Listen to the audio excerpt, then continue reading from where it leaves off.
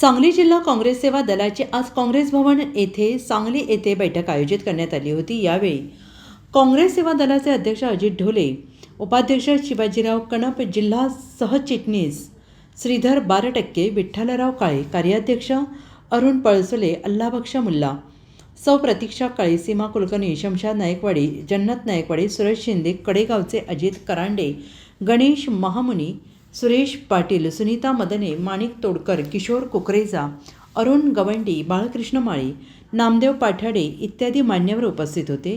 सदर बैठकीमध्ये येणाऱ्या महानगरपालिका, जिल्हा परिषद व पंचायत समिती निवडणुकीमध्ये सेवा दलाच्या वतीनं जास्त प्रभागामध्ये आपले उमेदवार निवडून आणण्यासाठी प्रयत्न करणार, त्यासाठी पुढील काळात संपर्क वाढवायचा व गाववाईज काँग्रेस सेवा दलाचे सहाय्यता सदस्य नोंदणी करण्यात येणार।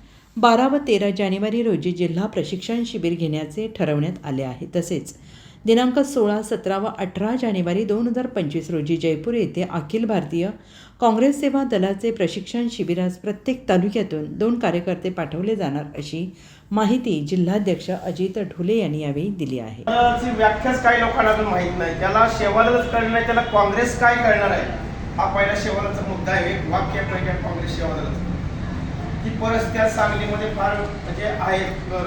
हे हा माणसानं स्पॉन्सर पण, हा जो कार्यक्रमाचा आयोजक पण हे होणे महत्त्वाचं आहे, कारण हा सेवादलाचा कार्यकर्ता आपला काँग्रेस पक्षाची मूळ ताकद आहे।